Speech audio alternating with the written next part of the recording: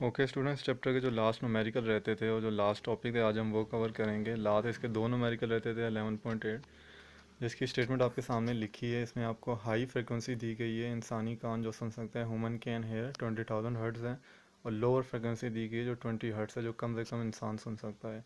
आपको टेम्परेचर दिया गया 20 सेल्सियस और स्पीड दी गई है 343 मीटर पर सेकेंड। आपसे कहा यह जा रहा है कि हाई फ्रिक्वेंसी पे वेवलेंथ फाइंड आउट करके बताएं और लो फ्रिक्वेंसी पे वेवलेंथ फाइंड आउट करके बताएं।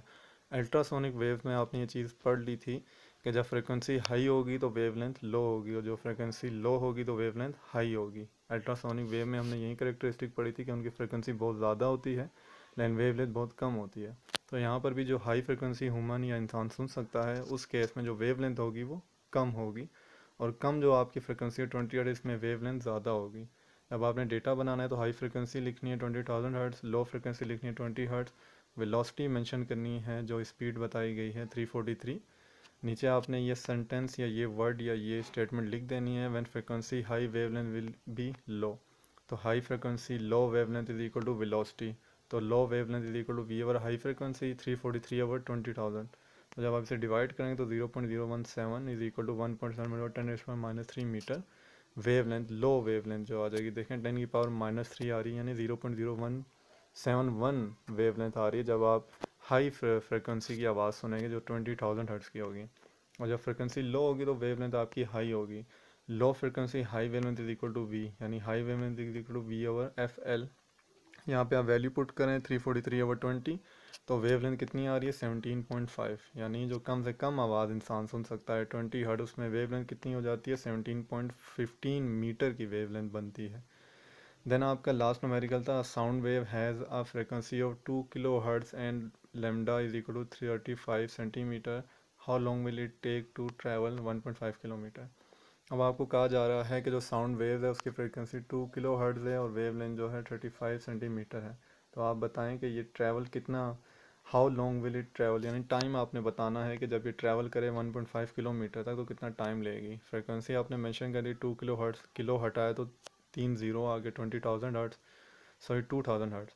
देन वेवलेंथ 35 सेंटीमीटर, 100 से डिवाइड किया तो 0.35 मीटर, डिस्टेंस 1.5 किलोमीटर, किलो से मल्टीप्लाई करवाएंगे तो 1500 metre. Then time find out करना है तो हमारे पास फॉर्मूला था d is equal to v t, जिसे हम s is equal to v t भी कहते थे। s या d बेसिकली डिस्टेंस है, तो जब से अरेंज करेंगे d बाई वी आएगा, t is equal to d by v. अब यहाँ पे हमारे पास डिस्टेंस तो है लेकिन वेलोसिटी नहीं है, तो वेलोसिटी फाइंड आउट करने के लिए हम पहले फॉर्मूला लगाएंगे v is equal to f lambda. तो f और लेमडा की वैल्यू पुट की तो वेलोसिटी आ गई 700 मीटर पर सेकेंड। इसे टाइम के फार्मूले में पुट किया तो 1500 ओवर 700 डिवाइड करेंगे तो 2.14 सेकेंड टाइम आ जाएगा, यानी इतना डिस्टेंस कवर करने के लिए इस फ्रीक्वेंसी को जो टाइम लगेगा वो 2.14 सेकेंड लगेगा। देन कंसेप्चुअल क्वेश्चन थे जो हमारे रह गए थे, वो आज हम कवर करेंगे। इसमें पहला है why two thin cans with a string stretch between them could be better way to communicate than merely shouting through the air. यानी ये कहा जा रहा है कि एयर में ज़ोर से चिल्लाने के बजाय कि दो कैंस आप लें जो बेसिकली वॉकी टॉकी जिसे आप कह सकते हैं एक किस्म की, लेकिन वॉकी टॉकी तो आजकल जो होते हैं वो इलेक्ट्रोमैग्नेटिक वेव से ट्रैवल करते हैं। आप वो सिंपल कम्युनिकेशन कर लें कि दो आपके पास वॉकी टॉकी हों, उनके दरमियान में एक स्ट्रिंग हो जिसकी मदद से आप क्या कर रहे हैं, आवाज़ को या साउंड को ट्रैवल कराना चाहें। तो उसमें वो कह रहा है कि हम ये मेथड क्यों यूज़ करें, इसके बजाय हम ये मेथड क्यों यूज़ करें कि ज़ोर से चिल्ला के ही आवाज़ को एक जगह से दूसरी जगह पहुंचा दें। तो इसके लिए देखें कॉन्सेप्चुअल क्वेश्चन का इसका आंसर ये है कि जब आप एयर में बोलेंगे तो वहाँ पे जो स्पीड ऑफ एयर में आपकी साउंड की स्पीड होगी वो कम होगी एज़ कम्पेयर टू सॉलिड। हमने पीछे पढ़ा था कि सॉलिड में जो साउंड की स्पीड होती है बहुत ग्रेटर होती है एज़ कम्पेयर टू एयर, जो टेबल आपको मैंने क्वेश्चन में दिखाया था। तो उसके अकॉर्डिंग टू आप इसका यही आंसर लिखेंगे कि एयर में जो स्पीड ऑफ साउंड होती है वो क्या होती है, स्लो होती है एज़ कम्पेयर टू सॉलिड। तो जाहिर सी बात है ये जो टिन कैन्स हैं ये भी सॉलिड है, जो स्ट्रिंग है वो भी सॉलिड है, तो उसमें जाहिर सी बात है जो साउंड या जो वेव जाएगी वो स्पीड से जाएगी एज़ कम्पेयर टू एयर के, इसलिए हम इसे यूज़ करेंगे। सेकेंड है we can recognise the person speaking with the same loudness from their voice, how it is possible. अब वो कह रहा है कि ये चीज़ हम कैसे फाइंड आउट कर सकते हैं कि जो पर्सन एक बोल रहा हो same loudness from their voice. इसका आंसर आप ये कहेंगे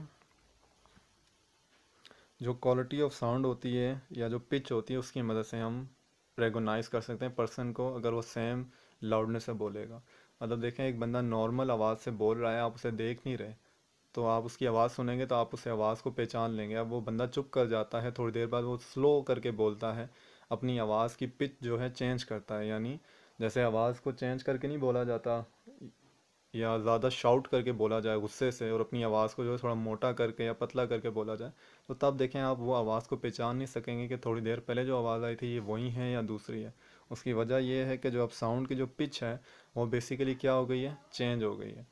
तो सेम पिच होगी तो जाहिर सी बात है तभी आप सुन सकेंगे, इसीलिए जो सेम लाउडनेस होगी उसी आवाज़ को आप पहचान सकेंगे।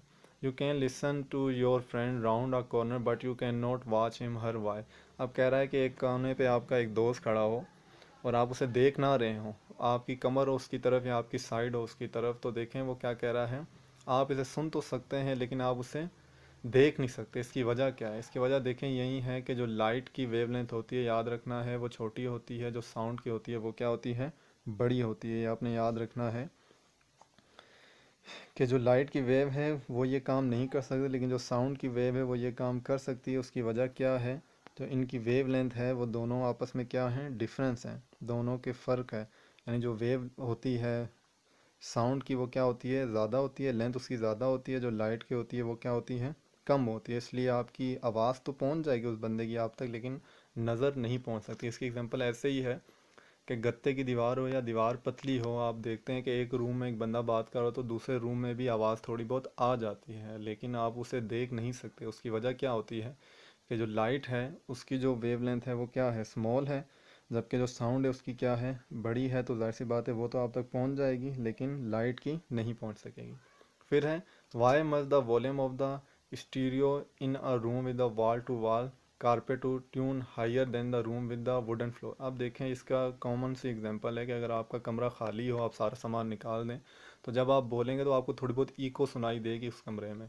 इन केस कमरे में सामान रखा है, सोफ़ा है, बेड है, चारपाइयाँ हैं, फर्नीचर पड़ा है, अलमारी वगैरह, ठीक है, तब आप जो बोलेंगे रूम में तब आपको उसकी इको सुनाई नहीं देगी। उसकी वजह ये, यहाँ कारपेट और वुडन की एग्जांपल दे रहा है कि फ़र्श पे कारपेट हो या वुडन हो तो क्या होगा। जब देखें कारपेट होगा तो आपने पीछे मैंने आपको पढ़ाया था कि रिफ्लेक्शन और रिफ्रैक्शन का प्रोसेस होता है। रिफ्लेक्शन क्या था, किसी चीज़ से टकरा के वॉल्यूम का या साउंड का वापस आ जाना। तो अब जो वुड है जाहिर सी बात है सॉलिड है, उससे जब आपकी आवाज़ टकराएगी तो रिफ्लेक्ट बैक होगी। लेकिन जब आपने कारपेट बिछाया होगा तो उस पर आपकी जो वॉल्यूम जो आप एनर्जी देंगे वो उसमें अब्जॉर्व हो जाएगा, तो आपको आवाज़ जो है सुनाई नहीं देगी वापस। तो इसका कॉन्सेप्ट ये है। फिफ्थ है, स्टूडेंट से that the two terms speed and frequency of the wave refer to the same thing, what is your response. मतलब वो कह रहा है कि फ्रिक्वेंसी और जो स्पीड है वो दोनों क्या हैं, एक ही चीज़ है। ये चीज़ तो देखें हमने पढ़ी थी कि जो v है वो डायरेक्टली प्रोपोर्शनल टू f है, v is equal to f lambda हमने पढ़ा था, यानी वेलोसिटी बढ़ेगी तो फ्रिक्वेंसी बढ़ेगी। लेकिन क्या ये दोनों एक ही चीज़ें, आपसे ये पूछा जा रहा है, तो ये दोनों एक चीज़ें नहीं है। इसकी वजह आप ये बताएंगे कि जब वेव लेंथ चेंज होगी तो जो रिफ्लेक्शन होगी वो भी क्या हो जाएगी, चेंज हो जाएगी। क्योंकि फ्रिक्वेंसी के साथ एक और टर्म भी है, वो है wave length lambda.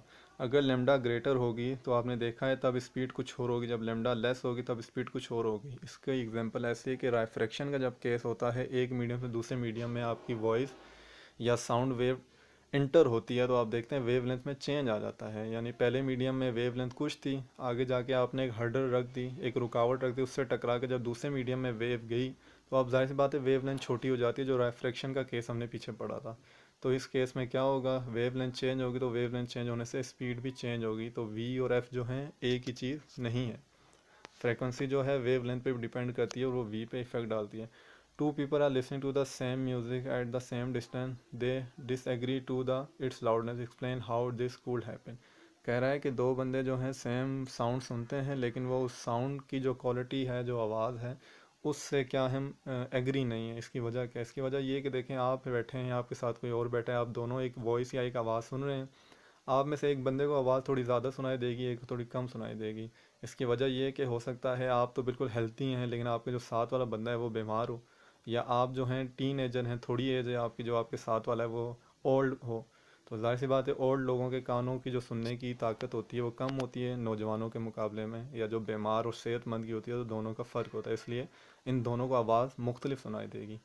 If there any difference between the echo and the reflection of sound. आप देखें इको रिफ्लेक्शन ऑफ साउंड में आपसे पूछा जा रहा है, तो ये फ़र्क है। रिफ्लेक्शन बेसिकली क्या होता था कि एक मीडियम से टकरा के पहले मीडियम से आवाज़ जाए, दूसरे मीडियम से टकरा के वापस पहले मीडियम में आ जाए, तो ये रिफ्लेक्शन होती थी। इको ये होती थी कि आवाज़ का घूम के आना, पलट के आना।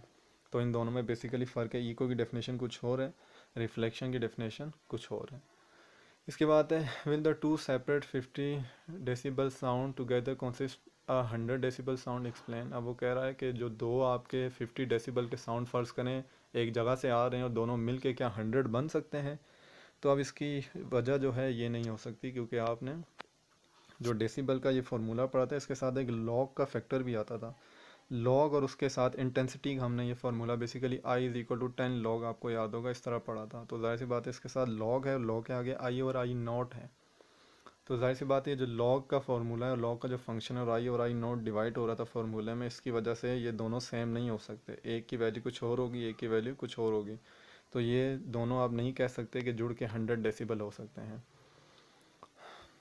इसके बाद है why ultrasound is use in a medical field. अब पूछा जा रहा है कि अल्ट्रासाउंड मेडिकल फील्ड में क्यों यूज़ होता है। तो इसकी आसान एग्जांपल आपके पास है, आसान जवाब आपके पास यही है कि अल्ट्रासोनिक वेव की जो वेव लेंथ होती थी वो छोटी होती थी और फ्रिक्वेंसी जो होती थी बहुत ज़्यादा हाई होती थी, और अपनी छोटी वेव लेंथ और हाई फ्रिक्वेंसी की मदद से ये बहुत ज़्यादा दूर तक ट्रैवल कर सकते थे और इंसानी जिस्म में इंटर हो सकते हैं, इसीलिए इसे मेडिकल फील्ड में यूज़ किया जाता था।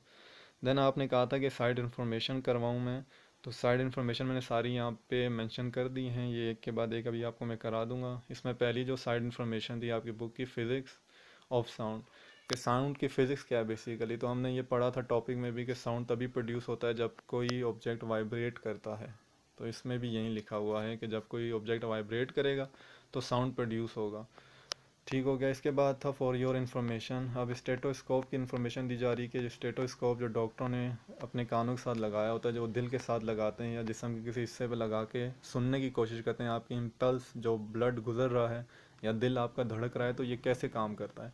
तो स्टेटोस्कोप बेसिकली इस तरह काम करता है कि जो आयरन वाला पीस होता है जो आपकी चेस्ट के ऊपर लगाता है, तो पीछे एक ट्यूब होती है, जो आपका दिल धड़क रहा होता है ना, याद याद रखिएगा, वो इस आयरन पीस से टकराता है और ट्यूब के अंदर एयर प्रेशर बढ़ता है। क्योंकि पहले तो ट्यूब के अंदर जो एयर है वो कांस्टेंट है, लेकिन जब वो धड़क रहा है दिल, तो वहाँ से जो धक्का लग रहा है तो एयर का प्रेशर ट्यूब में बढ़ेगा और वो बढ़ते बढ़ते जो डॉक्टर ने कान पे स्टेटोस्कोप लगा रखा है वहाँ तक चला जाएगा। और अब ये जो बेसिकली दिल धड़कता है, ये आपको बायोलॉजी का एक वर्ड लिखा है डाया पैराग्राम।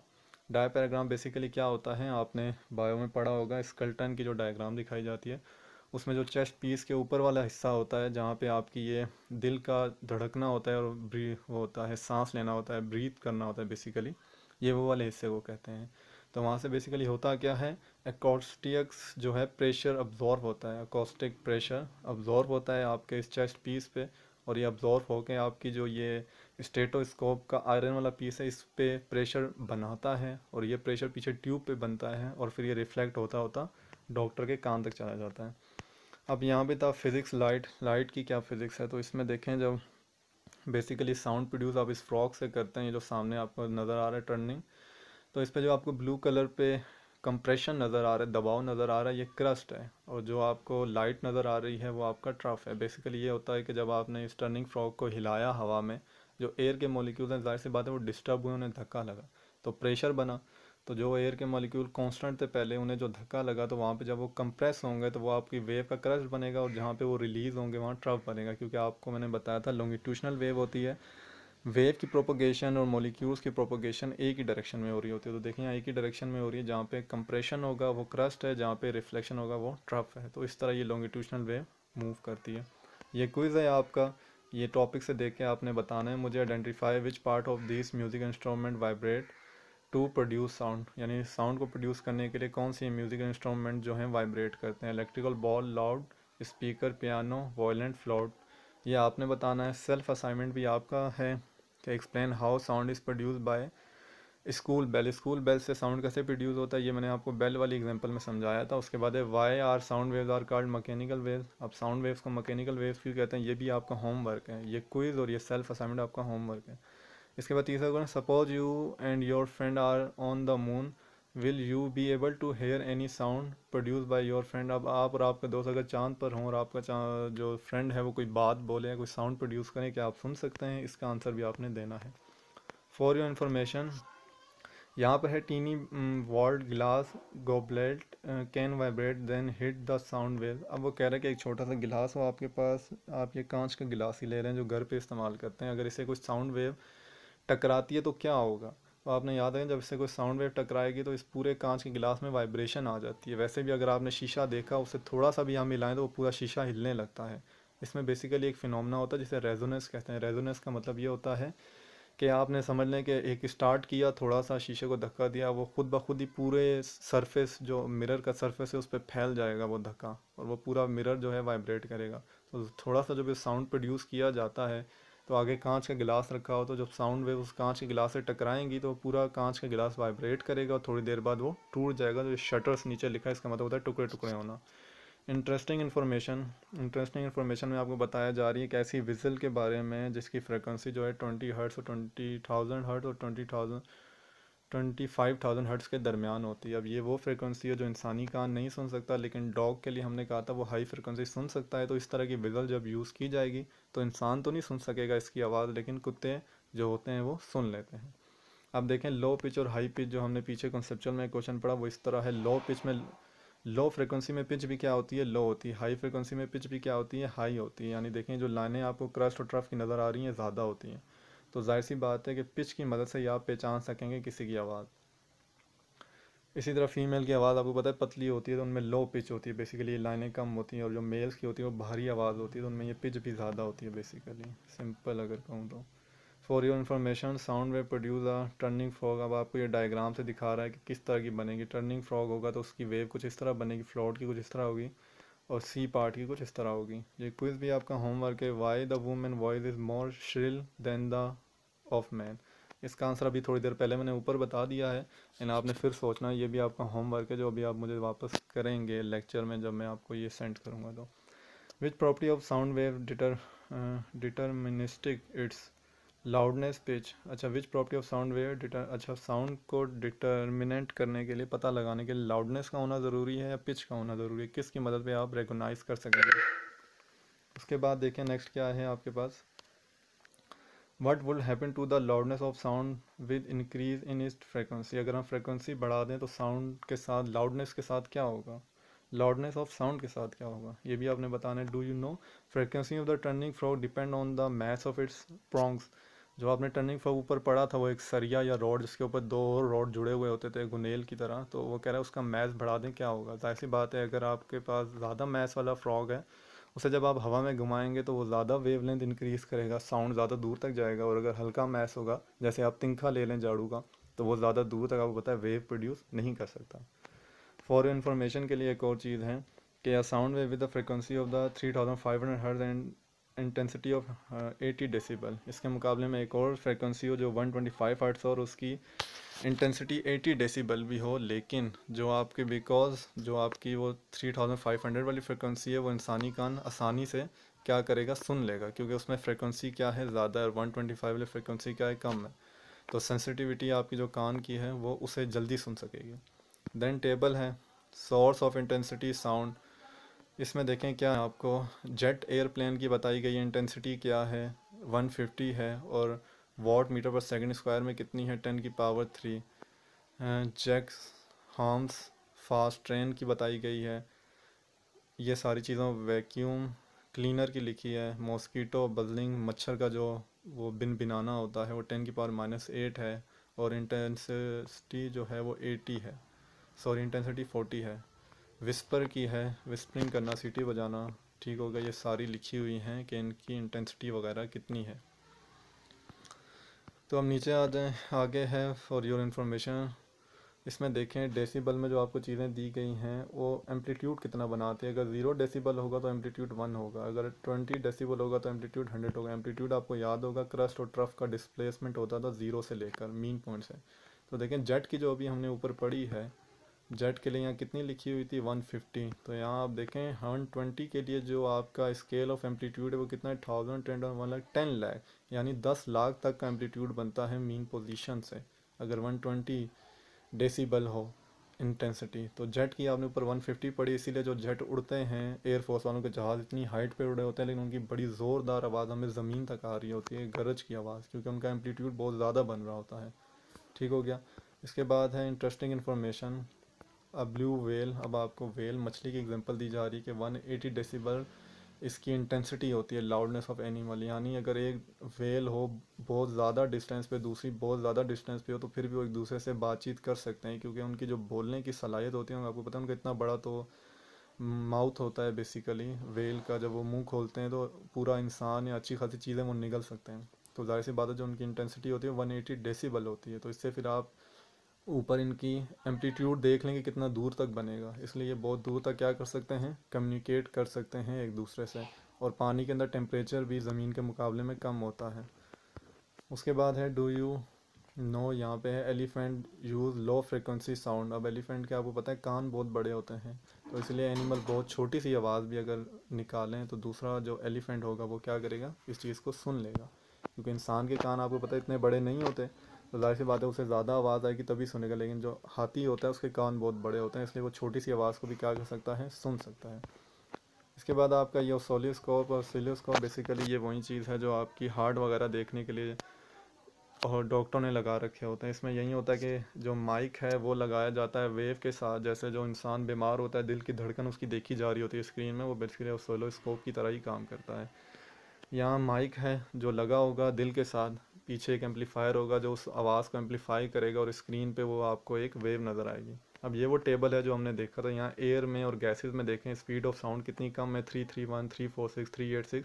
लेकिन लिक्विड में इसकी देखें स्पीड चेंज हो जाती है, 1000 में चली जाती है, और सॉलिड में ये 1000 भी ज़्यादा हो जाता है, 2000, 6000, 4000 लिखा हुआ है।